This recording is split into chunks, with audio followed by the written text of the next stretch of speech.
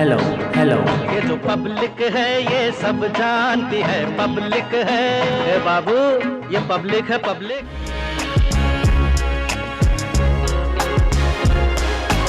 नमस्कार, India TV में आपका स्वागत है। मैं हूं जितेंद्र चौहान और आप देख रहे हैं हमारी खास पेशकश ये पब्लिक है सब जानती है।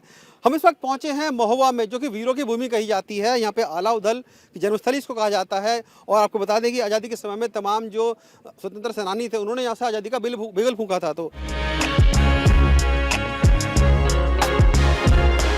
पिछले 5 सालों में यहाँ पर क्या कुछ काम हुआ है कि नहीं, क्योंकि चुनावों का बिगुल बज चुका है और जल्द ही चुनाव यहाँ पर होंगे, वोटिंग होगी। ऐसे में जनता से जानना बेहद ज़रूरी है, क्योंकि पब्लिक है सब जानती है कि पिछले 5 सालों में सरकार ने कुछ कामकाज किए हैं कि नहीं किए हैं, क्योंकि वीरों की भूमि इसको कहा जाता है। और हम कीरत सागर पर इस वक्त आए हैं और आप देखेंगे आई लव महोबा और तमाम जो ये पूरा इलाका है, बहुत शानदार इलाका है। एक सरोवर है, ये कीरत सागर इसको कहा जाता है। हम सीधे लोगों से बात करते हैं, उनसे जानेंगे कि पिछले 5 सालों में क्या कुछ यहाँ पर कामकाज हुए हैं कि नहीं हुए हैं। सबसे पहले महिलाओं से बात करते हैं।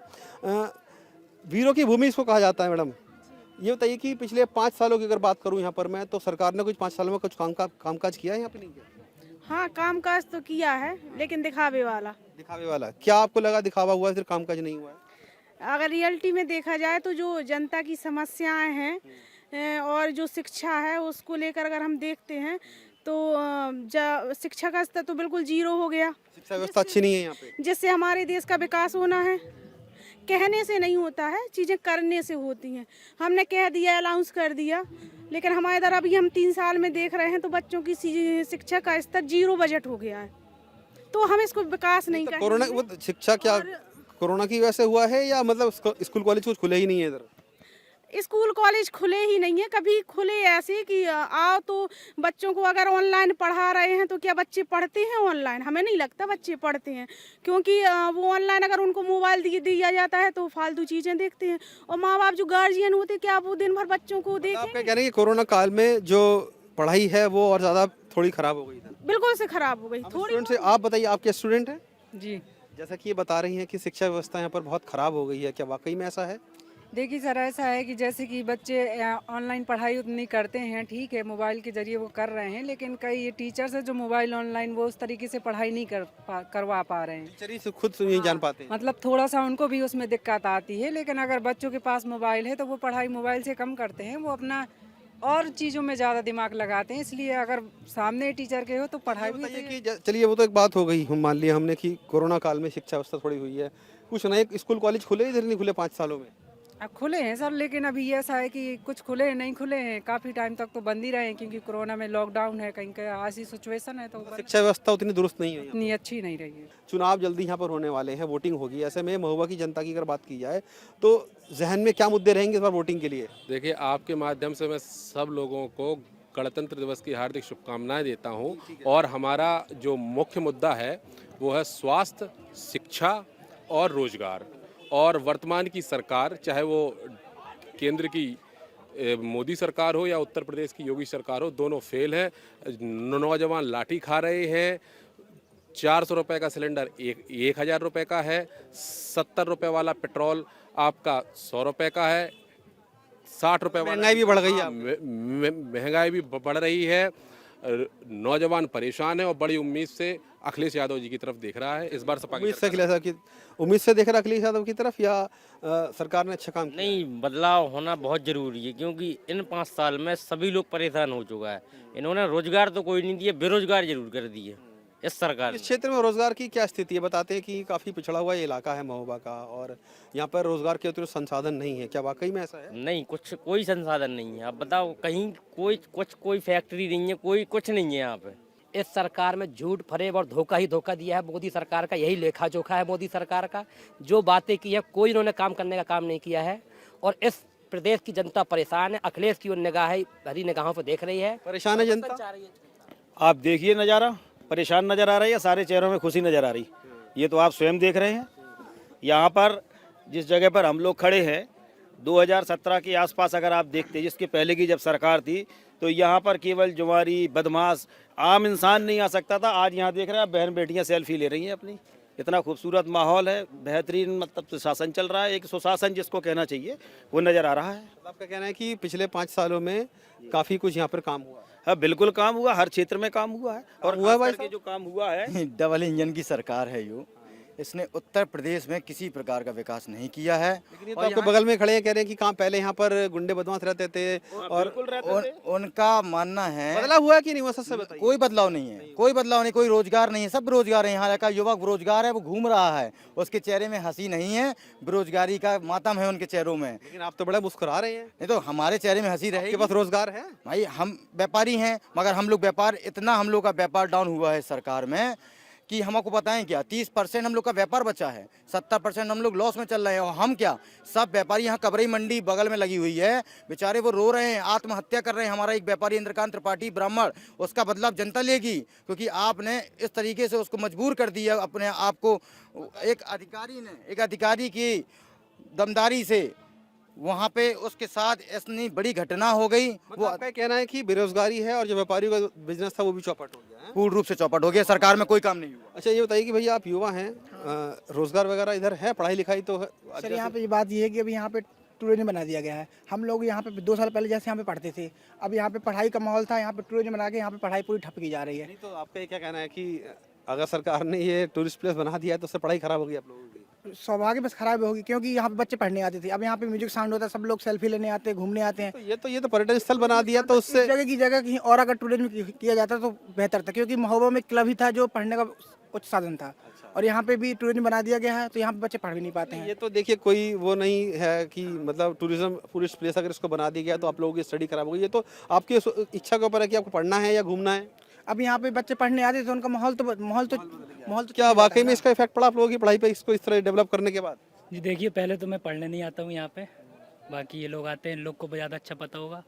बाकी देखो इससे क्या होता है, बेरोजगारी तो देखो कितनी बढ़ रही है, आप देख रहे हैं पेट्रोल डीजल कितने दाम बढ़ रहे हैं, गैस के दाम बढ़ रहे हैं। उसका अगर कुछ निकला जाए तो कोई बात होती है। बाकी पार्टी का यही होता है कि गैस सस्ता करो, पेट्रोल डीजल ये सब सस्ता करो, ये सब अगर महंगा होता है। युवा है, ये बताइए रोजगार को लेकर क्या स्थिति है यहाँ पे? रोजगार तो देखिए यहाँ पे कुछ है ही नहीं, ना कोई फैक्ट्री ना कुछ। जितने लोग इधर रहते हैं वो सारे लोग बाहर ही जा रहे हैं।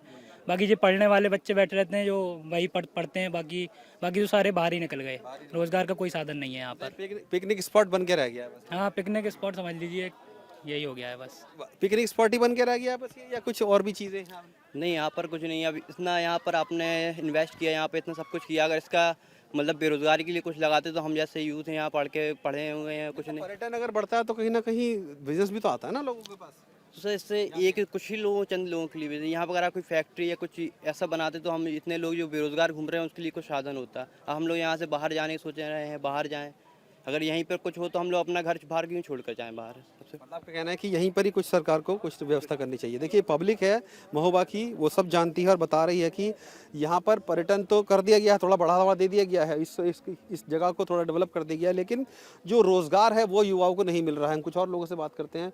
आप कुछ कहना चाह रहे थे भैया? जी, ये है कि जब से योगी आदित्यनाथ जी की सरकार आई है, सबसे ज़्यादा किसान उत्तर प्रदेश में परेशान है, वो है महोबा जिले में। सबसे ज़्यादा हत्याएं किसानों ने महोबा जिले में की। यहाँ हत्याएं की हैं, आत्महत्याएं की हैं? आत्महत्याएं। अच्छा, आत्महत्याएं की। आत्महत्याएं की हुई हैं किसानों ने।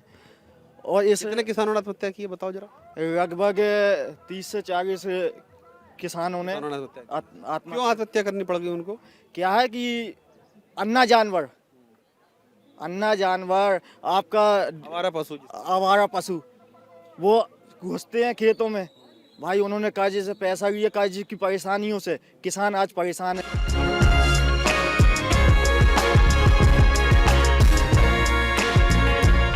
पिछले जो सरकार थी अखिलेश यादव की 2017 से पहले, उन्होंने कुछ काम यहाँ पर किए, लेकिन जब योगी सरकार आई तो उन कामों को फलीता लगा दिया, वो काम आगे नहीं बढ़े। क्या ऐसा हुआ है? मैं आपको बताऊं, सरकारें चाहे जिसकी रही हो, चाहे सपा रही हो, चाहे बसपा रही हो, चाहे भाजपा रही हो, ये बुंदेलखंड हमेशा उपेक्षाओं का शिकार हुआ है।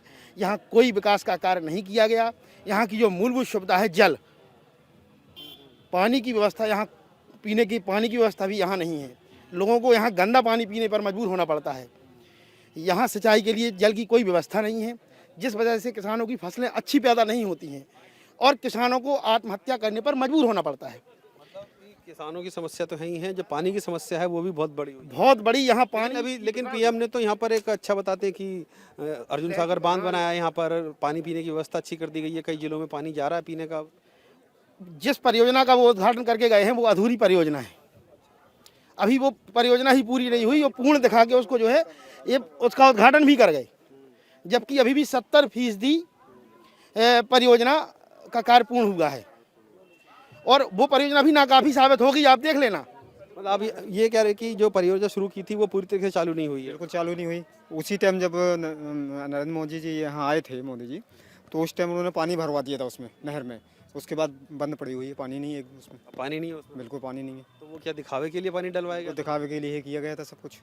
सरकार ने तो दावा किया था बहुत ज़्यादा कि क्या कहते हैं उसके चालू होने से पूरे क्षेत्र में पानी की समस्या हल हो जाएगी। बिल्कुल दावा किया गया था, लेकिन सारे खोखले हुए दावे। हमारे यहाँ जब जिला बना था महोबा, उस टाइम से अभी तक यहाँ पे कोई भी डेवलप नहीं हुआ। यानी कि 95 से लेकर अब तक कोई डेवलपमेंट बिल्कुल नहीं हुआ। बुंदेलखंड ये तो खैर कहना गलत होगा कि 95 से लेकर अब तक। ये सुनिए, सरकार किसी की भी बनी हो, बेरोजगारी की समस्या कोई हल नहीं कर पाया यहाँ पे। हम भी बीकॉम करे हुए हैं यहाँ से, वीरभूमि से, और आज हमारी 37-38 साल की उम्र हो गई, बेरोजगार फिर रहे हैं।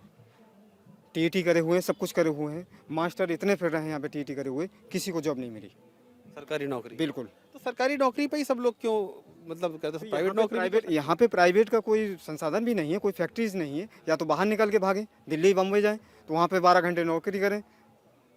यहाँ पे हमारा खेती है, किसान हैं, सारे जुड़े हुए हैं ज़मीन से। यहाँ पे पान की समस्या है बहुत ज़्यादा, यहाँ पान खेती होती है, लेकिन वो भी नहीं हो रही इस टाइम। देखिए, ये आम पब्लिक है महोबा की जो बता रही है कि उतना डेवलपमेंट यहाँ पर नहीं हुआ है। जो अभी बांध बनाया गया है पानी को लेकर, उसमें पानी जब पीएम मोदी आए थे तब पानी छोड़ा गया था अच्छा खासा, लेकिन अभी की बात करें तो वो अभी 70% भी काम नहीं कर रहा है, पानी उसमें नहीं है। तो कुल मिलाकर कह सकते हैं कि महोबा की जनता बता रही है हमको, क्योंकि पब्लिक है, सब जानती है, और ये कारवां हमारा आगे बढ़ता रहेगा। फिलहाल के लिए हमें दीजिए इजाज़त। जितेंद्र चौहान, महोबा।